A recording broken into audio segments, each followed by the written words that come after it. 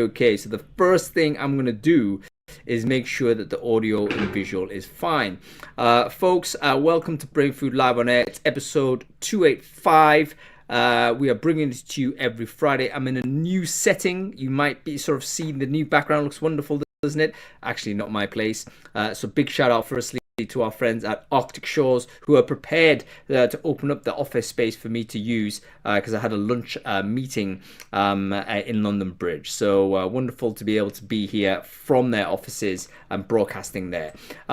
Firstly, let me make sure the audio and visual is okay. You're coming through loud and clear. Steve Rothberg, we're going to bring you on screen if you're ready and up for it. So make sure you got your makeup on. Loud and clear. Thank you everybody on Crowdcast. That's brilliant. No problems there. I want to check on sort of LinkedIn. We should be LinkedIn living this. Number of places. Stephen Rothberg's LinkedIn live in it. I think Rob Walker is. I'm also pumping this out on my own LinkedIn. If you can see and hear me okay and there's no kind of looping or weirdness going on, let me know in the comments whether the audio and visual is okay there, and we should be ready to go. I think a few people are saying that's okay, which seems to be okay. Okay, we can roll with it. Folks, thank you for joining this show. People who haven't been paying attention, we're going to end the year with a series of reviews. So we've done sourcing, we've done other things. So today we're going to do the state of recruitment advertising. What has happened in recruitment advertising in 2024? Have we posted more jobs? Have we posted less jobs? Have there been more candidates? Spoiler alert, of course they have. What does that mean for us? What is the average job duration? We're going to just dive through all of this stuff. We've got a wonderful panel that's going to join us for that conversation. And we might even bring on a few folks that are kind of in the crowd who I know have got some amazing sort of knowledge to also share as well. So let's get on with it. Without further ado, I'm going to bring on Yaz. Let's see if I can invite him back on stage. I found out the dude is actually in India, which is kind of really bad because it's like, what, something like 10 o'clock in the evening for him. So I feel extremely bad that that's the case. But Yaz, thank you for joining us. I know you've had a long day. It's Friday for you as well as everyone else. Friday evening. What is the time in India right now? Is it 10 o'clock? It's 7:33 p.m. Oh, so that's not bad. Quite the end of the day yet for me, and I'm that's not so. Yeah, you got a couple more hours of work left to go. Yaz, nothing to feel sorry about. Okay, let's do some intros. Firstly, who are you? What it is you do, Yaz? Well, it's good to see you again, Hung, and to everyone in our audience. I'm Yaz Dalal. I'm the Chief Growth Officer at Jovio.com. Fantastic stuff. I'm going to share Yaz's LinkedIn, by the way. Make sure you connect with Yaz. He is one of the smartest people in this space. In fact, just in terms of the general kind of intellectual horsepower of it, I think that people who are in the recruitment job board, recruitment aggregator, programmatic advertising space, all of those folks, I think they're just some of the brightest people in the industry. So wonderful to have you on board. Yaz, obviously you work for Jovio, one of the leading players in that programmatic space. I wanted to kind of sort of ask you straight away before we get on Peter and Alex and other folks, what is the state of recruitment advertising as far as you see? Have we advertised more or less compared to 2023? What are the key highlights from your experience and your view from the platform side? If I look at the data that we have on movement we saw this year versus 2023, I think the key theme is that this ain't new anymore. I think we are over the leaders and followers piece. The laggards are climbing on board the idea of programmatic advertising. And I mean that both from a corporate perspective, from the employers, but also from the candidate perspective. I mean, the growth that we show, and to be fair, some of it is also because our business is growing and we're acquiring more clients. And so overall, our ad exchange platform, our volume of business is increasing.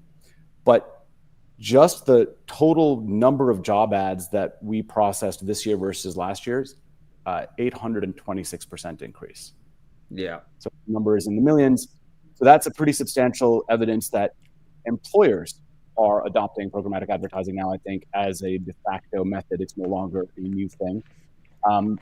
The volume of job ads that we saw in particular in the US, because what I just gave you was global, in the US, 14x. growth in on job on ads the year on Jovial year. platform, right? Correct. So, Yeah, you know, part of that is amazing. our own growth, but part of it, I think, is just the adoption in general.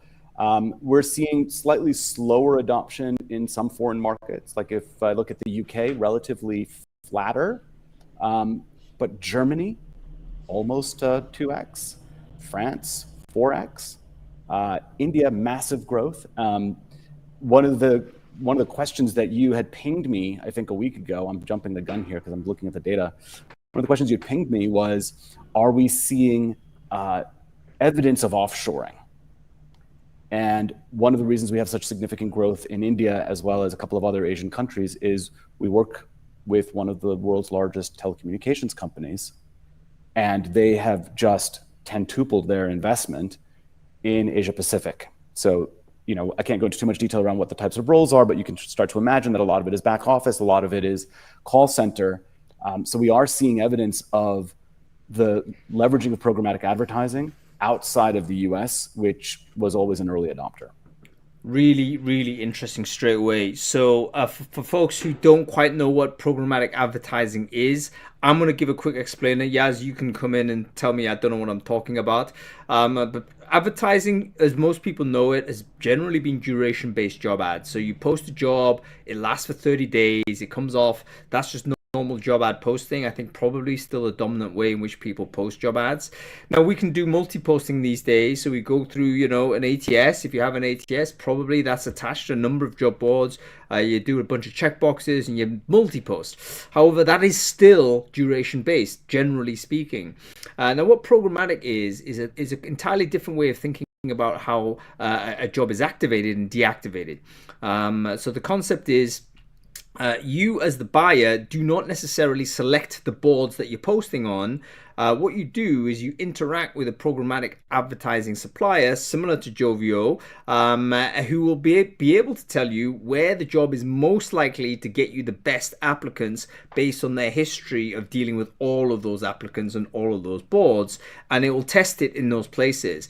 And if it's working in the sense you're getting applicant flow and those applicants are going through your process, then it might max it out and actually, you know, keep it on there for longer. If it isn't, it will move it to a different place or a different board where you might get better results. So the entire outcome is ultimately you should be getting more bang for your buck with a programmatic way of doing it. It's kind of taking away the need for a recruiter to be able to know where best to place the ad and for how long for.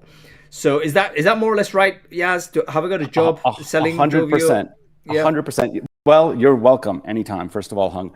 But I think you got it completely right. And I'll share some evidentiary points as well from our 2024 look back data. You know, what we're in the business of doing is solving our clients' problems. And in talent acquisition, your biggest problems are what? They're time. So you're under massive pressure from hiring managers to get butts in seats. It's cost and it's quality. So with programmatic advertising, you talked very rightly about the evolution from duration-based. One of the coolest stats we have is that the duration of each job ad on our platform this year dropped by 30% versus last year. But something that sounds like bad news, the amount of clicks we got per ad also dropped by 14%. Doesn't that sound terrible? But hold on, the amount of people who actually finished an application per ad went up by nearly 50%. So what does all of that mean? It means that we're able to help our clients spend less money. That's the cost aspect, because their jobs stay up for less time.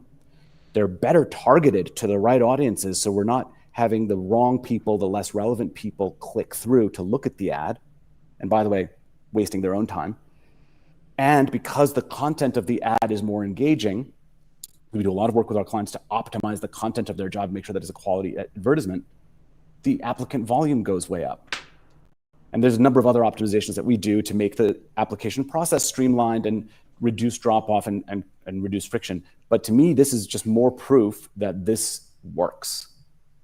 Yeah, I mean, I think what's interesting in terms of I mean, I've been a big evangelist of programmatic for several years now. Ineffectively, I have to say, because basically as the adoption rate is still not moving forward to the degree in which I thought it would.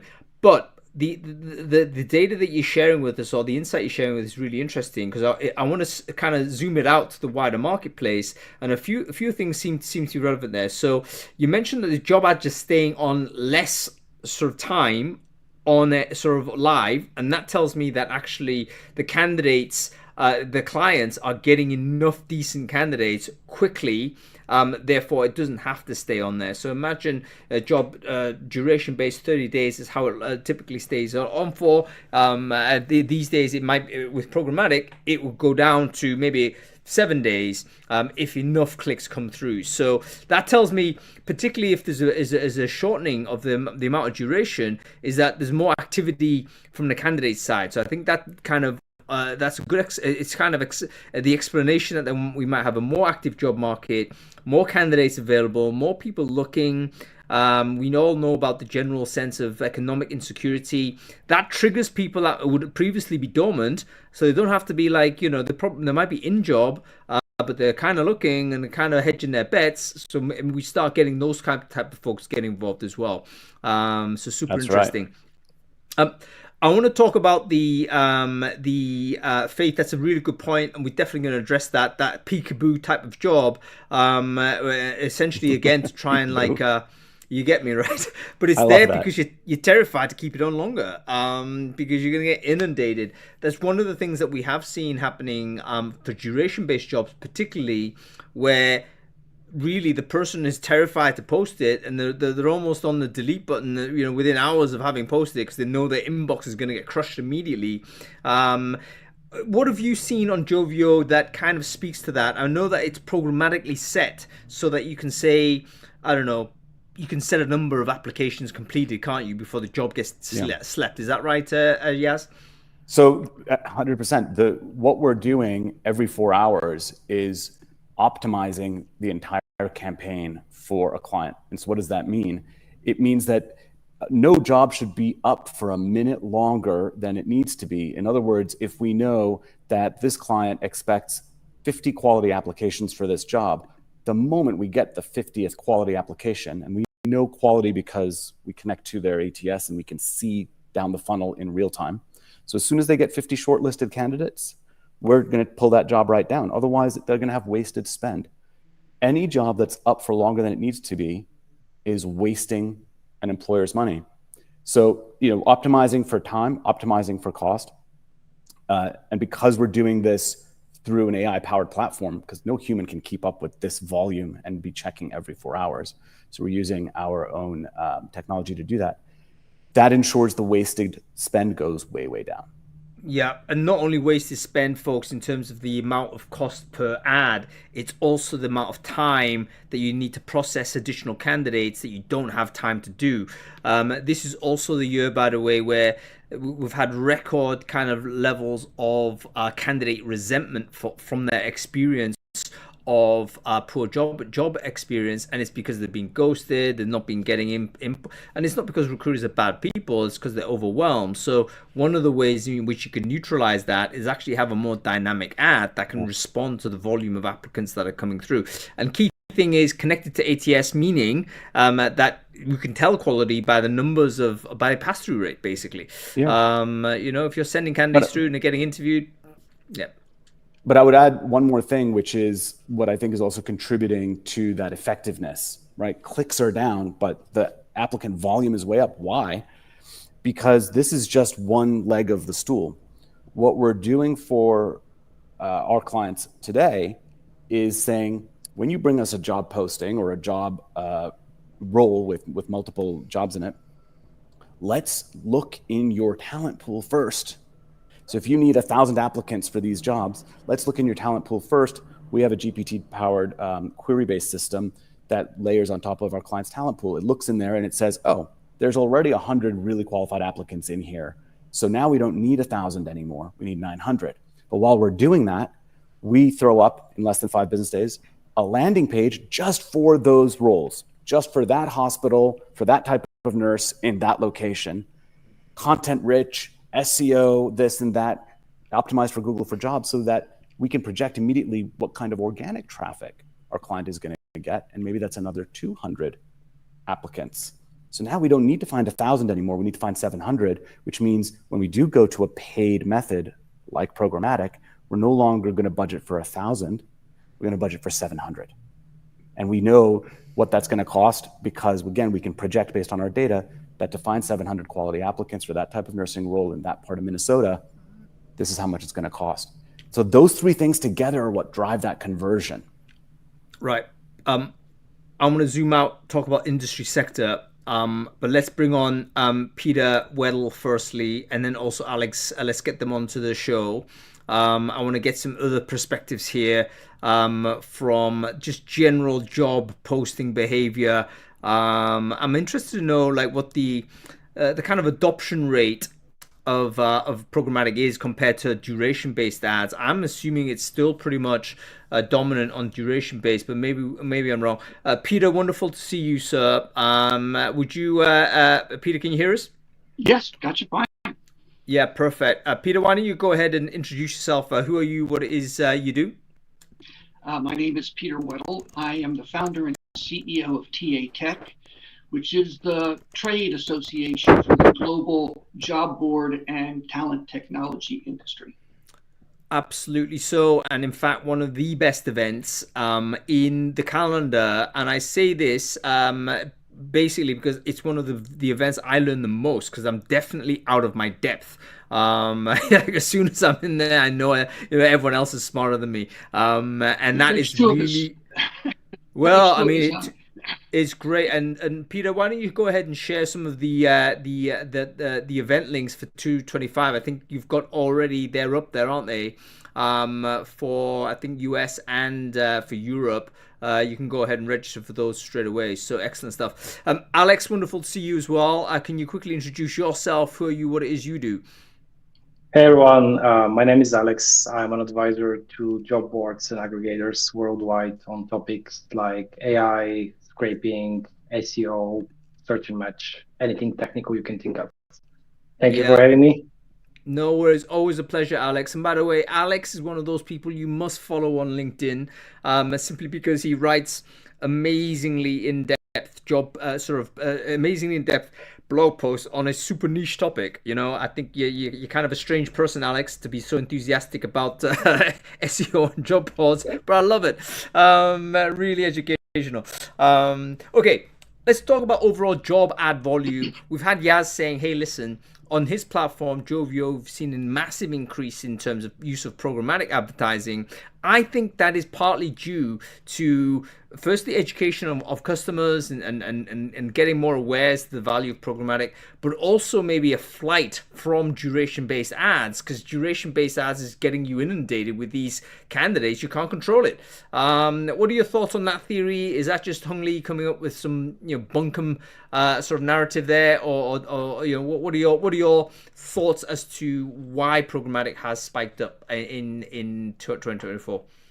Peter, you want to give this a speculation?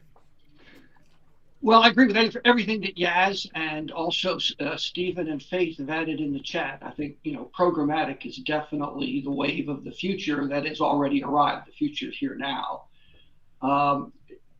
We have a fair number of traditional job boards in TA Tech, in addition to, many of the programmatic providers. And what we're hearing from them is that volume between 2023 and 2024 is down 20 to 30%. Maybe that's flight. Maybe that's a combination of flight and the economy. But the fact of the matter is that I think there are other dynamics at play that are changing the way that job seekers go to market for opportunities. Yeah, really interesting, Peter. I think that, so you talk about a basic drop off on the absolute volume of jobs being posted. So beyond just the programmatic space, we're talking at a global level. I think this kind of seems right, just in terms of connecting that with, for instance, the profit warning type announcements that you see from big staffing firms, which I presume are big users of job ads type of activity. We know that they're hiring sort of demand has gone down. Generally speaking, we can see it from the candidate activity as well, that they're very, very active. Tells me that there's more people looking for work than there are potentially vacancies. And yeah, it looks like that speaks to the wider economy. Maybe programmatic is one of those that takes advantage of it, given the fact that it optimizes, it can help with the volume applicant flow. Alex, what are your thoughts on this overall? A job ad volume globally. Speculate for me, man. Yeah, I mean, let's talk a little bit about scraping, because that's one of the areas that I'm pretty active. And I think that if you actually want to talk about real jobs out there, we have to talk about ATSs. And programmatic is nice. Yes, it's getting adopted. Lots of people are switching over to it. I agree, but the programmatic vendors also do a lot of, let's say, magic when they get one job ad, right? So they can create hundreds out of it, similar to how the financial people back in 2008 created new. Sorry. I was excited when you said magic, and then you're going down this negative path. No, just if I pull the feed from Appcast over the past year, I would see like this extreme growth of open jobs there, but not all of them are one job opening. So if we look into the ATSs, right, and the statistics there, Aspen Tech Labs is doing a great job on publishing a report. I mean, I'm not associated with them in any way. And jobs are down 4.5% year on year, right? Open jobs in the US. So for me, these are the real numbers. Jobs are going down, and anything else, it's kind of conditional on a lot of additional explanations. In Germany, I'm here in Germany, people looking for jobs in the white collar area, really hard. People don't want to quit their jobs. We have a bunch of indexes around like employment friendliness for people who want to switch jobs. And right now, this index is almost half of where it used to be during COVID. So like extremely uncertain. Right, so it's down 15 points back from 2022. But anyway, Germany economically doesn't look very good long term. So that might be just like a country isolation. No, really, really good points. And by the way, just to, I wouldn't say defend programmatic, because you don't really need to do that, but it's not an unusual thing to have the job in multiple places. But it does mean from a kind of an accounting point of view, like if we're trying to count vacancies, job ads themselves are not necessarily the best measure. It is sort of maybe the things that are created on a careers page, typically aren't duped, and that's associated with ATS. So ATS data probably on aggregate, someone can scrape all of that, can probably produce something. So what the picture I'm getting is essentially job ad volume generally is down because jobs are down. But it might be that a lot of companies, which is creating sort of more competition for the jobs that exist, creating applicant flow, kind of a flood, and then perhaps people are saying, you know what, programmatic is one of the ways in which you could get a smarter way of acquiring candidates without kind of exposing yourself to, I think already in the chat we're getting massive, people are saying, yeah, just flooding in because everyone is desperate to secure those opportunities. Super interesting. Tell us about the sort of average duration of job. I mean, Yaz, you mentioned actually there was a crunch down on your side. So can you give us some hard numbers on that? I can't remember whether you actually said what on average that was. I mean, do you have it on the top of your head? Yeah, so globally for us, our job ad duration is 13% lower this year than last year. In the US, it's a more sophisticated market for programmatic, it's 30 minus 30%. So, the amount of time that we're leaving a job up is a third less to gain 50% more applicants. And the thing with this idea of ghost jobs and jobs that stay up forever, one of the things that a lot of companies that we speak to observe is they'll sometimes say to us, oh, with the partner I'm using for programmatic, my jobs that were closed 2 months ago are still floating around on XYZ job site. And the reason that happens is when a programmatic company posts jobs on 10 job boards or publishers, they then syndicate those jobs to other job boards in order to drive traffic back to them so that they can collect their cost per application. and those do the same. So that's called sub-syndication.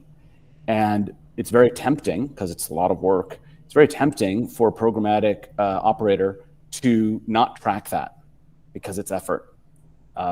We don't allow that. We have in all our contracts with publishers, sub-syndication is not permitted without at least telling us, because we don't want our clients to have dead links and dead jobs. It's a terrible candidate experience. It's terrible for the employer brand.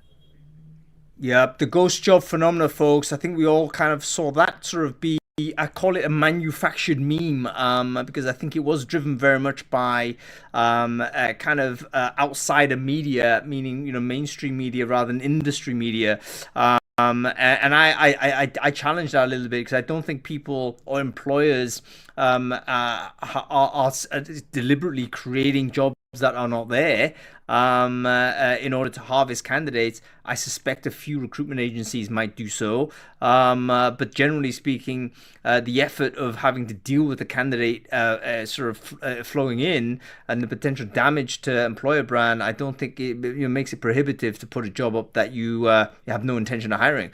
But yeah, hopefully that's a debate that we can leave to rest in 2024. Okay, let's talk about innovation in the job board arena. Peter, let's go to you on this. Have you seen anything particularly interesting happening in job boards? We saw obviously Indeed made a few interesting kind of product announcements. You look down the track as to where they're going with regards to, you know, are they going to, you know, move more towards, you know, pay per results, let's say, rather than pay per click and all the rest of it. What innovations do you think, looking back on the last 12 months, would you say, okay, these are actually quite important things that we've seen in the recruitment advertising space? Well, I'm less impressed with the technological developments. I think most job boards would struggle to be in a technology arms race with other companies, particularly when you have major players, excuse me, with many more technological assets like Indeed, like LinkedIn, like Facebook, and so forth. To me, the greatest innovation was a shift from sort of a hybrid version of newspaper classified advertising, which is what traditional job boards have been, with a little bit of resume writing assistance around the edges, some blogs about how you do an interview, that kind of stuff. I think the shift is more towards a change in business model. And a perfect example of that is Career.net in Turkey, where they have transformed their job board into a vertically integrated employment site. So this particular company still does online recruitment advertising. It's still part of its core business model. But in addition, it has either developed internally or through partnering added a whole host of services. It can basically do anything from the top of the funnel to the bottom that an employer needs and deliver a quality service. So to me, the future of the job boards, the most fascinating part of the development has been that we're moving away from job boards and more towards an integrated employment site. How interesting. Alex, what are your thoughts on this? Do you think that's the future direction of job boards, or is it still possible to run a fairly simple, you know, niche job board, let's say, and, you know, still trade away? What are your thoughts? So I'm fairly excited about what Indeed is doing. Indeed get a very, you know, bad publicity in our space, but they are essentially building hyper-focused niche job boards in 4 niches: nursing, software, I think driving, and something else. So if you go to the search page on Indeed and search for an RN nurse, you see that you actually get completely different filters. And this is really impressive. Has a lot of implications from SEO to matching, but it essentially supports their whole strategy of, you know, building the whole funnel from the beginning to the end, help going to the full hiring proposition. And I think this is very exciting. I think that as a niche job board that owns a niche, you could also do the same thing, because the way LLMs help you build this, I mean, Indeed build it with ChatGPT. You can also do it. There's nothing complex in this. So if you're a leader in your niche, you can build on top of this. And there's nothing that speaks against following Indeed's model or Kariyeri.net, the Turkish job boards model, which is kind of more vertical. I was also at TA Tech in Paris. There was another presentation from Hello Work in France. Also exceptional example of going vertically. I mean, very similar to Kariyeri, exceptional stuff that they have built over time. So I guess for job boards, you can have these two options. And I'm quite active in the smaller niches, like solopreneurs. Suddenly, job boards became a very hot topic for solopreneurs on Twitter. Lots of people are starting to run job boards, and B2C monetization is becoming a topic.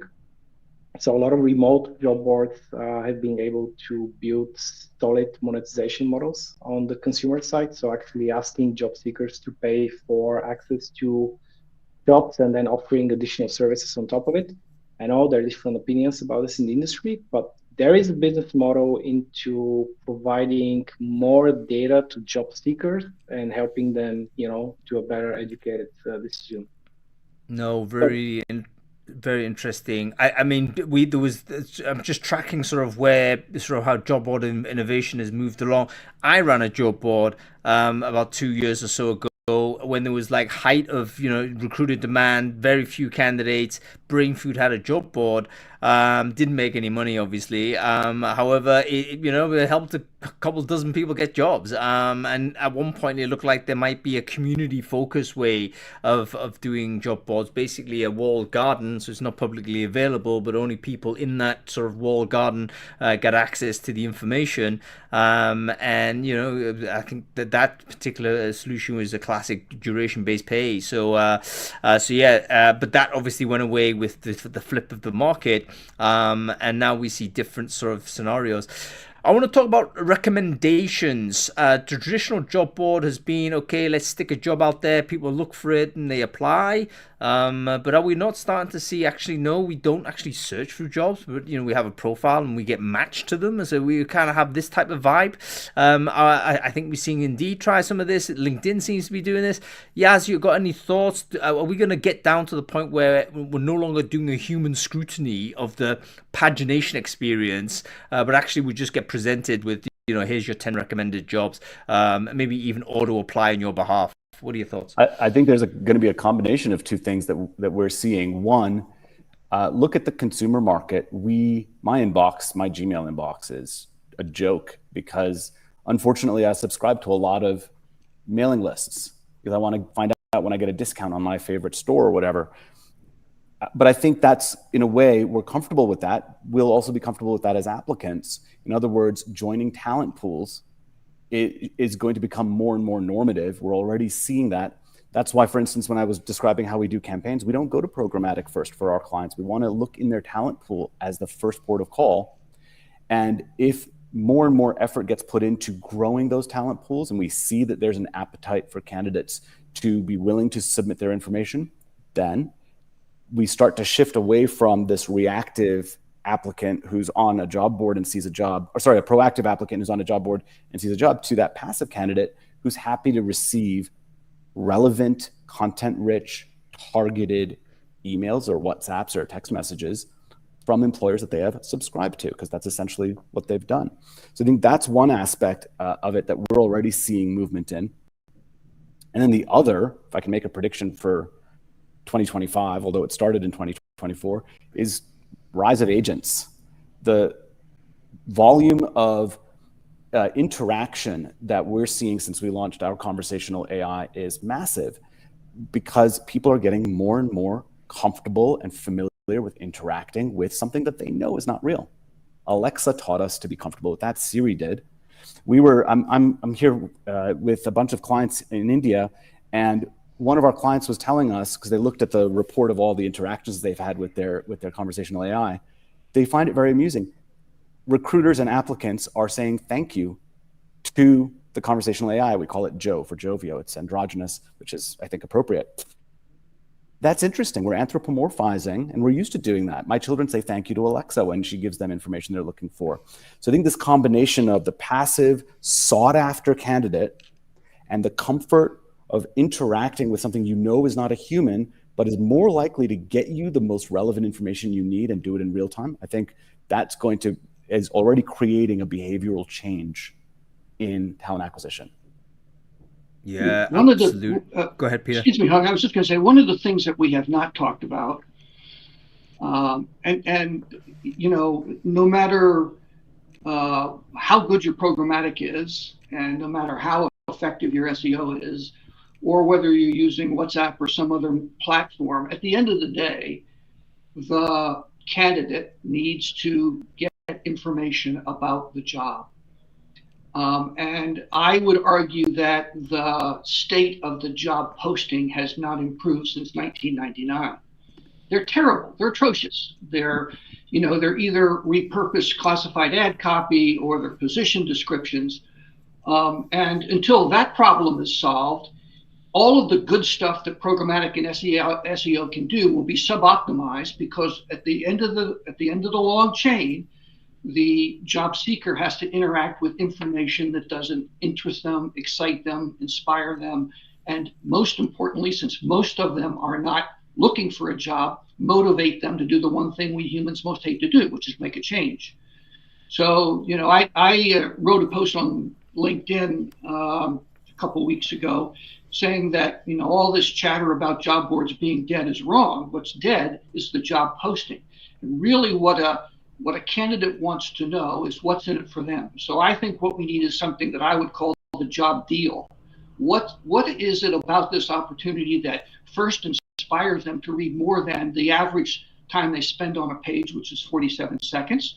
So get them engaged enough to read what is the value proposition, and they want to know, what are they going to get to do? What are they going to get to learn? Who are they going to get to work with? What are they going to get to accomplish, and how will they be recognized?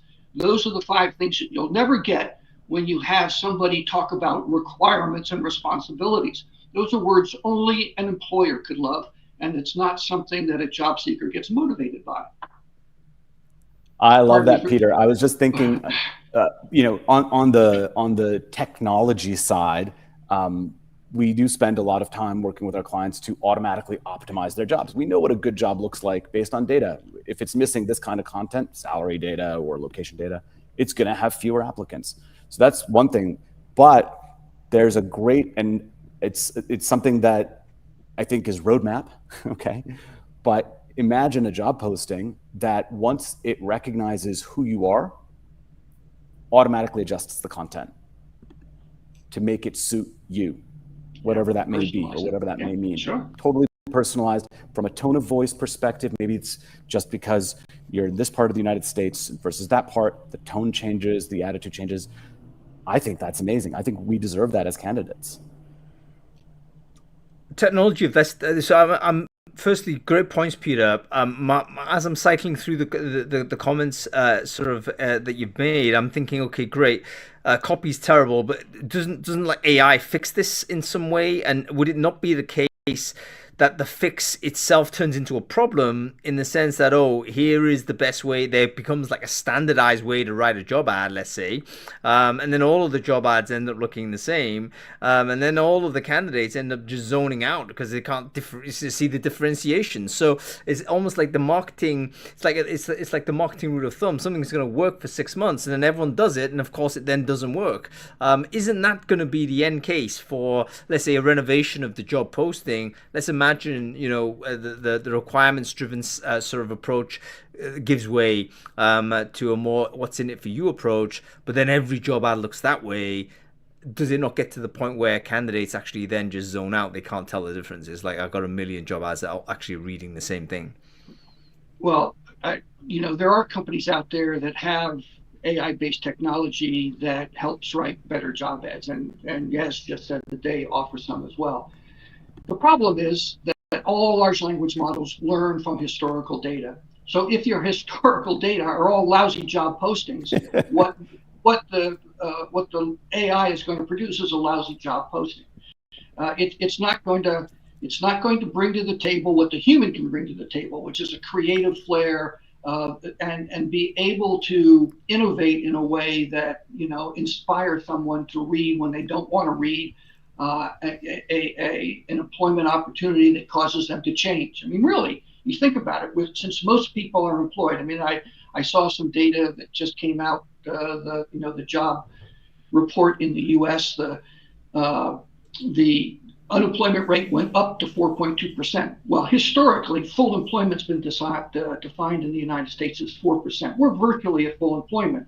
And if that's true, then what you have to do is to convince people to move to a new boss, a new commute if they're not doing a remote job, all of the kinds of things that get people on edge. And you can't do that with the kind of vocabulary and the kind of format that we've historically used, and was good enough in the newspapers prior to Y2K, and we unfortunately in the job board industry carried it onto online, and a whole generation or two of employers learned to write job ads that way.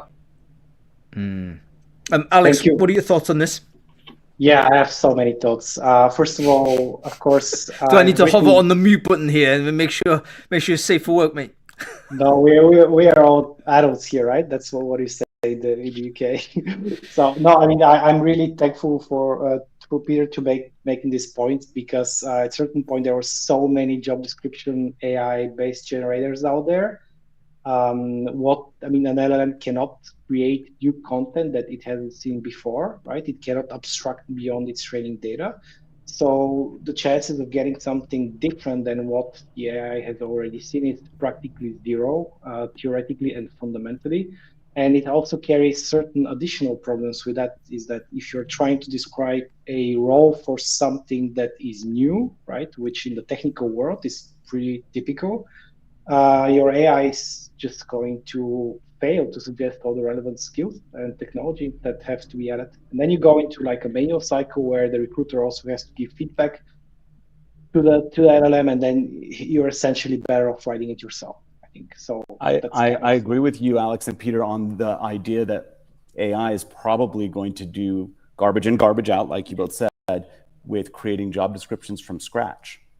However, once the job description is written, and assuming it's not completely unintelligible, the data that exists from all the jobs that were similar, same location, same role, same level, where the number of applications was highest, then comparing the two, and then simply signaling with a score, hey, this is a low score job ad because it's missing this information, and then suggesting that information with an AI, because that's not complicated for it to do. That is extremely effective. And it does mean picking the right transformer. When we looked at all the different LLMs we wanted to consider, and we looked at Claude and we looked at, of course, OpenAI and all of those, we ended up with Llama because we felt like it was the most appropriate and relevant for us to take not only the data that we wanted to share, but we also use it to recognize tone of voice. And so recruiters can actually adjust. Do you want this warmer or cooler? And the job scoring can start to suggest, hey, this job is written in a very cool way or cold way. Why don't we bring the warmth meter up a bit and change the tone, because we know that warmer sounding job postings are going to get better results, as an example. So there's a lot of cool things that we can do with that, but it has to be targeted and it has to have the right basis of data that's getting put into it. What's going to be interesting here, Yaz, is whether the recommendations change over time, because we might be able to say today that the best number of letters we need in a job description title is 17, but is that going to be the case in 2025 at the end of the year? Maybe it shifts again because people's behaviors will change once they get inundated. That's my theory anyway. So we like to see difference. If we start seeing the same, I think we'll end up fading out. That's, again, I'm not a psychologist. Anybody who's a psychologist, let me know. I'm just probably completely externalizing my own proclivities here. So I should probably stop that. But anyway, let's talk about personalization. I thought this was a really interesting angle. How does that interface with programmatic? Is that almost like too technically difficult? So for instance, we're looking at the idea of, okay, we can identify the candidate based on location, based on maybe on-site behavior, perhaps some biographical data we've collected, and we can just like literally change the advert on the fly when we anticipate this person being online, or actually see him or her being online. I think technology like that exists, but not in a programmatic way, as far as I know. How does those two things connect, Yaz, or do they not? They completely connect, and in fact, this is a large part of what I think we'll see more of next year. Certainly, this is what we're working on. Is there's probably 50 different services that we provide beyond programmatic advertising, and historically we've sold them as products. You know, do you want to purchase this? Do you want to invest in that? Where we're heading is simply using us overall for recruitment, where all those pieces are included. And I'll give you the example that's relevant to what you asked. Part of programmatic advertising is knowing who the candidate is. And if they don't accept cookies, it becomes really hard to track who they were. And so we revert to something that the consumer ad boys and girls figured out years ago. We do something called lookalike. So for instance, if there is an iPhone 15 or 16 that Peter has in his house that he uses, we don't know who Peter is, but if we see an iPhone 16 with that screen size and that chipset, which is data that is publicly served, even when you've got cookies off, and it's perpetually in that location applying for those kind of jobs, we can figure out Peter Weddle is an overnight neonatal intensive care nurse. Okay. Now, every time that phone, which has a unique identity, okay, we don't know it's Peter by name, but we are pretty sure that he is that role in that location. Now he shows up on the career site of a company who, for instance, is using our conversational AI. Joe, the conversational AI, without freaking Peter out, is going to start to serve him in the context of the chat. Hey, if you're here looking for a job, did you see these neonatal intensive care overnight nurse roles? Could be interesting for you. And depending on how he reacts to them, it actually fine-tunes the data, and it turns out maybe he's not interested in overnight shifts. And so we can start to tailor that to him. So I think that level of personalization is something we want. And so it's something that we're going to deliver. Yeah, really interesting. Alex, I want to bring you in on cookies here, because wasn't there a cookie apocalypse going to happen this year? It didn't happen, did it? Can you give us an update on where we're at with that type of jive? Not really my cup of tea, to be honest. I can add something on top of personalization. It's not only the programmatic vendors looking into it. I have 3 projects next year from job boards who are looking to build hyper-personalized search experience for job seekers. And they see the value of this, right? So hitting the job board and being served exactly the jobs that would match perfectly to your profile and your historic activity. So it is a topic. I think everyone is kind of looking into that. Whether or not cookies are going to be a blocker for this, really not my cup of tea to say. Okay, very interesting about the journey into personalization. I do think this is kind of an inevitability, and I've got another theory I'll throw over to you guys. Is that the concept of advertising and the concept of outreach are kind of going to merge, aren't they? Because if you think about a super personalized advert, like if you take it to the end state of what an absolutely personalized advert is, it could be that job is only ever shown to one person. That's the end game of an advert, and when we get to that point, I'm thinking, okay, what the heck is the difference between that and an outreach message from an employer?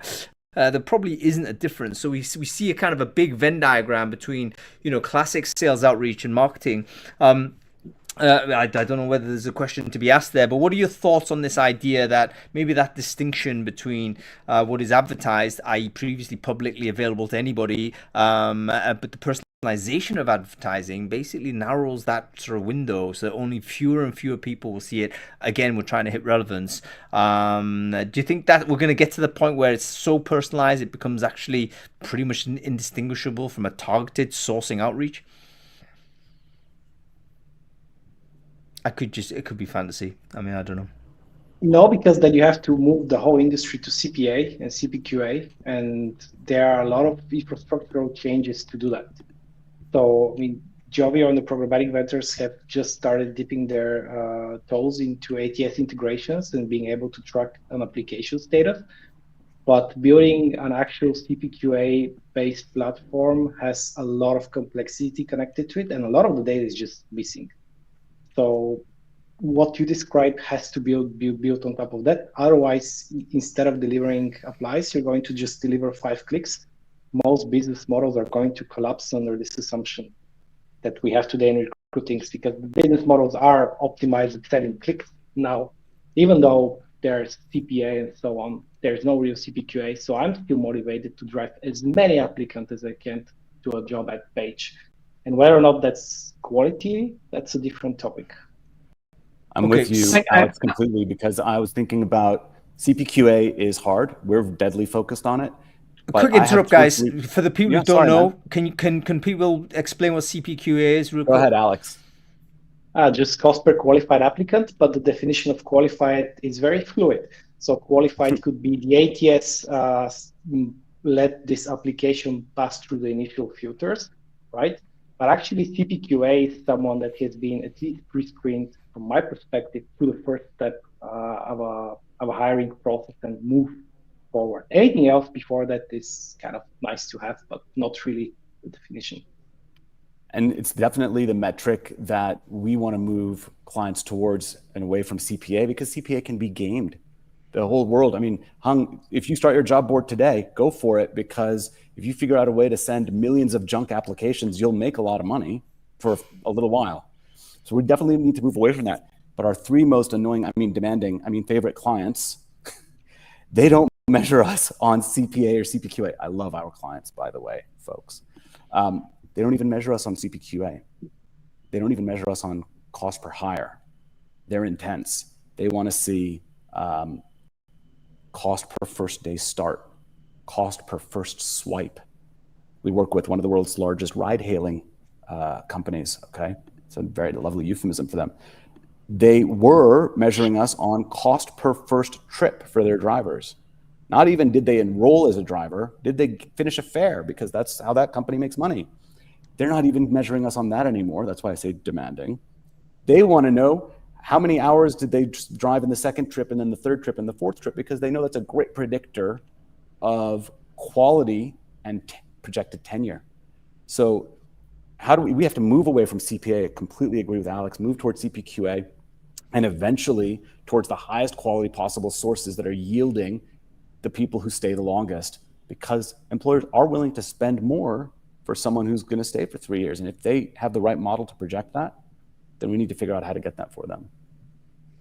Yeah, really, really interesting, folks. And by the way, CPA is kind of being killed by AI sort of mass supply, hasn't it? Like, I think that was an idea. You know, we're going to move from cost per click. We want a cost per apply. That seemed to be a high quality signal. But then suddenly we have mainstreaming of artificial intelligence software, which enables candidates to suddenly upscale their ability to apply to a large volume of job opportunities. And of course, you know, that goes into that will hit the cost of those employers. So it has to be cost per qualified applicant, meaning the numbers of people move probably through an event in an ATS, I would guess. So okay, very, very good. Okay, let's do some projections, folks. We're coming to the end of this show. Oh, we haven't even done the connections thing. Let's do that now. Folks, obviously we want to make sure conversations continue. Clearly, this conversation needs to continue somewhere offline. Don't sort of wait for us to do a redux on this in 2025. Make sure you have a conversation with everyone that is motivated by this topic. And the way to do that is just make sure you're connecting with everyone who's watching this. So if you're watching this on LinkedIn, just grab your LinkedIn URL and stick it in the chat stream. If you're watching this on any of the LinkedIn lives, then do the same thing. Grab your LinkedIn URL, share it in the chat stream or the comment thread, and then just connect with everyone else who's done the same. then, worst case scenario is you're going to walk away with, half a dozen people that are deeply invested and interested and expert in this topic. That's something which we could all generally benefit from. George LaRock, thank you for your commentary on that. We probably need to have a wee view also on where we are with GDPR, cookies, etc. But let's shift to 2025 forward focus. We've seen a decline of job ad volume on aggregate, even as we've seen surge, let's say, in programmatic, or at least on Jovio's side. Where do we see job ad volume on aggregate in 2025? Do we see more jobs being published, guys? What are we thoughts? Peter, your thoughts first on that? Well, I think it's got to be staged. I think Q1 is going to be a confusion. Q2 is going to be adaptation, trying to figure out what's going on with the new administration. But I think Q3 and Q4, we're going to see job ads increase significantly. Okay, so basically bad Q sort of half one, should we say? H1 is bad, H2 recovery from Peter. Your thoughts, Alex? I guess we're focusing a little bit more on Germany and maybe the Euro side. What are your thoughts on just job volume, basically? I think it's gonna be pretty bad. I don't see anything positive in Europe so much as if I'm thinking of where to go next. So unfortunately, very negative from my perspective based on what I see. Appreciate your candor.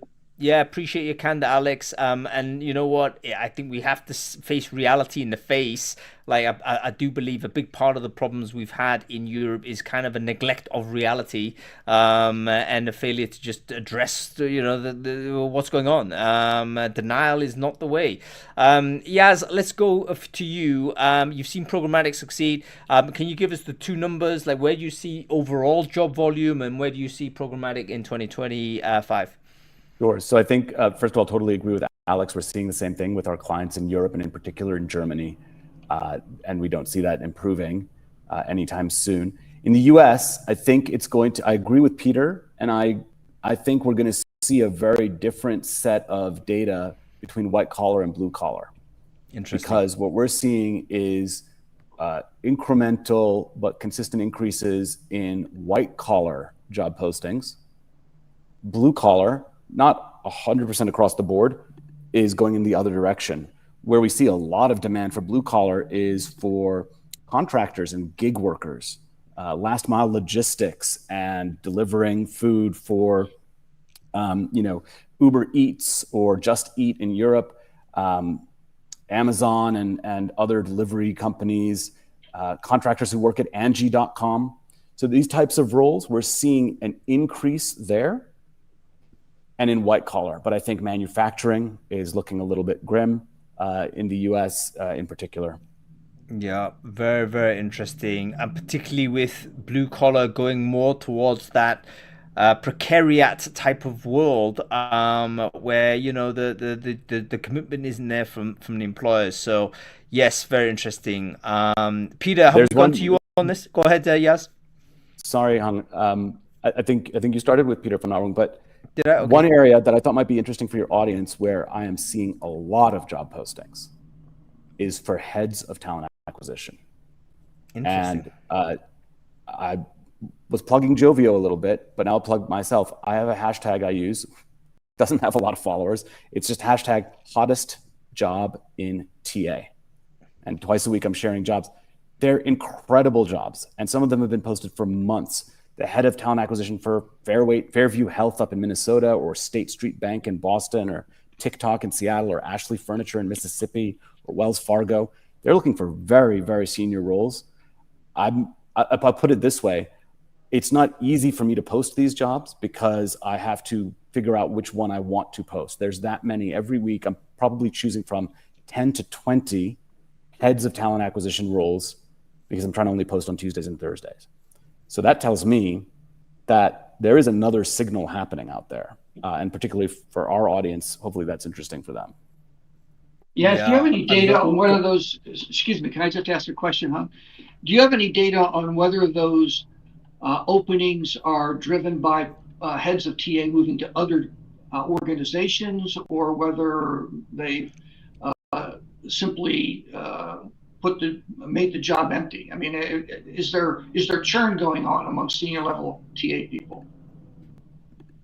I can't answer that. I will tell, because I don't know. I will tell you that I believe there's a manufacturing company up in Wisconsin that opened a new role just to focus on talent acquisition technology. So I think it's partly people getting promoted, partly maybe churn, but also the creation of new roles in leadership, in talent acquisition, and in particular to look at technology or to look at HRIS. Yeah, very, very interesting, guys. And hopefully we can see some growth that way. I think that, TA talent generally, there's a big amount of work, a huge amount of work to do this because our organizations are going through this huge transformation. I think people in our industry need to seize that opportunity. It may not look exactly as the job may be different from the classic. Hey, we're going to hire a TA person and grow by 100%, 200%. Maybe that future isn't the same. But companies do need to increase their capacity, even if it means that they're not necessarily increasing headcount. And that means all kinds of work in terms of redesigning sort of process, redesigning jobs, finding where automation makes sense in the workflow. All of that stuff is going to be part of the thing that talent needs to do. Okay, folks, listen, we can keep going for another hour. I'm sure that's the case. However, time is up. I just want to take the moment to thank all of our wonderful panelists for joining the show. Peter Weddle, great to see you.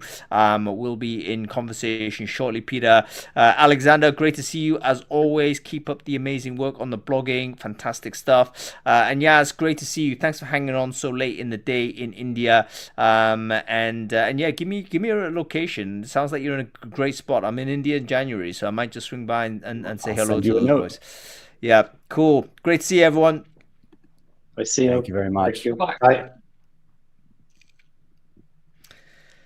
Wasn't that great, everybody? Thanks for watching. Always one of the most interesting sort of topics is this space, particularly as I do not know anything about it. I want to do more talks where my knowledge is limited, because generally speaking, that's where the best conversations emerge.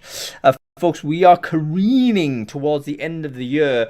We've got 2 more shows to go. We're going to redo the healthcare and recruiting show. So if you missed that, make sure you sign up for it. I'm going to ping everyone another email on this. This is sustainable healthcare recruiting. I'm going to do that on I believe the 16th of December. And next week, on Friday, we have a state of recruiting, state of talent acquisition. Big one, folks. I insist you sign up for it if you are in TA.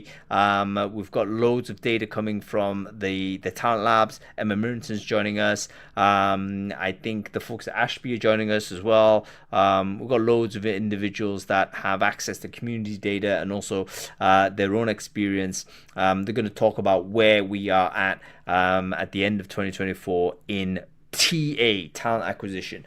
Make sure you follow the channel, folks, if you're interested in conversational content like this, and register for that show, which is on my channel. You can get it, you can register on it now. Okay, folks, that's it. Thanks for watching.